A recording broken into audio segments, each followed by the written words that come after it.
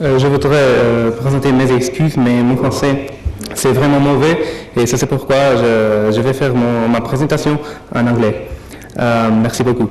Mr. Chairman, fellow colleagues, the study I'm here to talk to you about, it's a review of all the cases that were considered to be suicide in individuals and subjects aged 65 years old and over from January 1999 to December 2005 at the Porto delegation of the National Institute of Legal Medicine in Portugal. The data were gathered from obviously from the autopsy reports, including the toxicology reports, and also from the social inquiry. The program used to treat the data statistically was SPSS, and he also used bilateral significance tests and Pearson's chi-square test. A total of 208 cases were found with an average age of 73.96 years old, ranging from 65 years to 93 years old. We had a ratio of 2.3 men per each woman, and which meant we had a 69.7% male predominance over 30.3% female.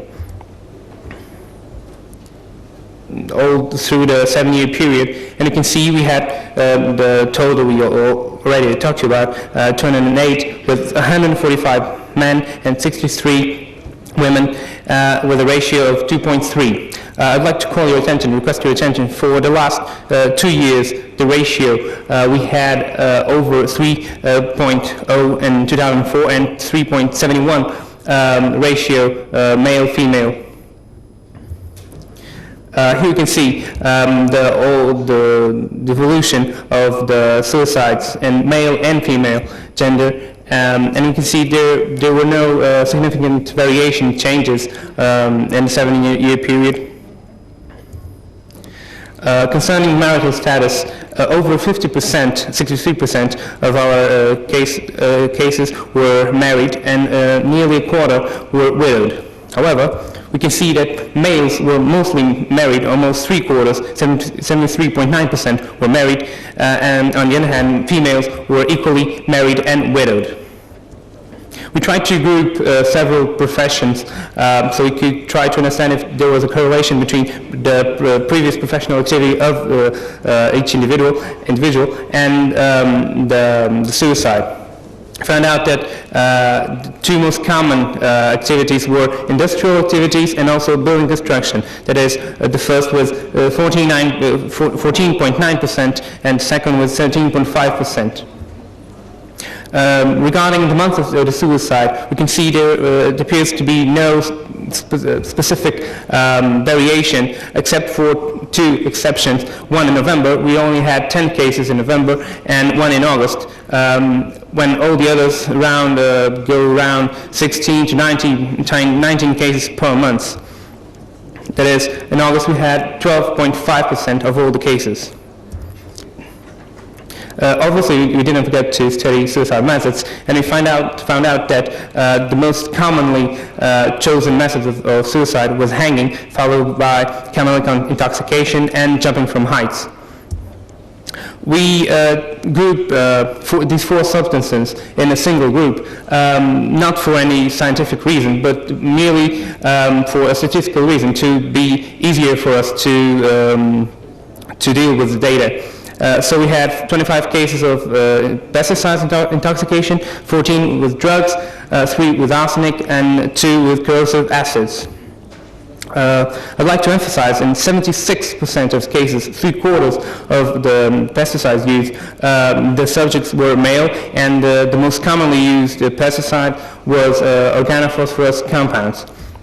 Concerning therapeutic drugs, and 85.7% the subjects were female, and the most commonly used drugs were tranquilizers.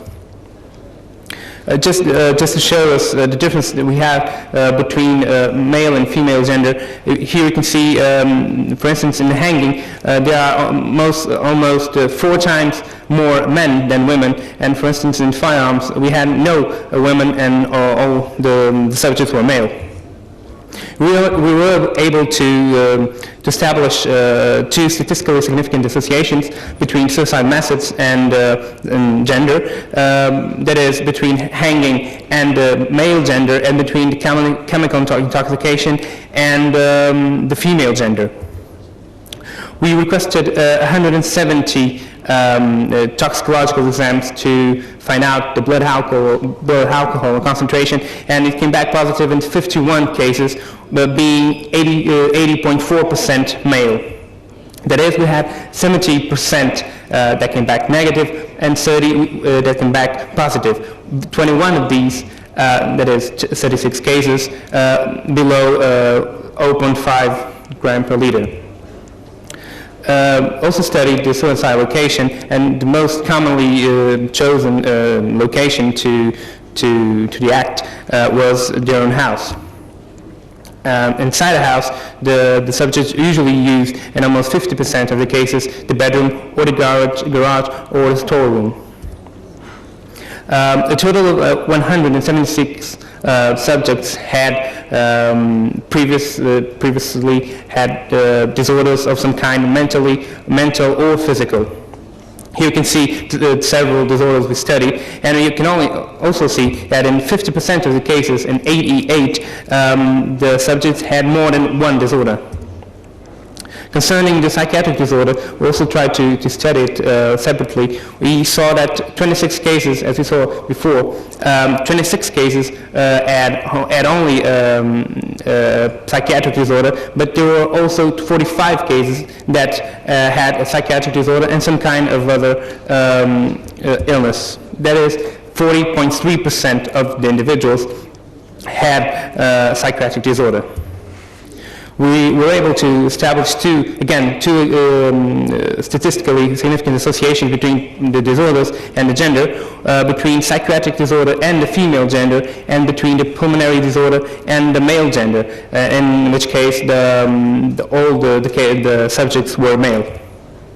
It's just to point out that the difference that we had between the psychiatric disorder in male and female.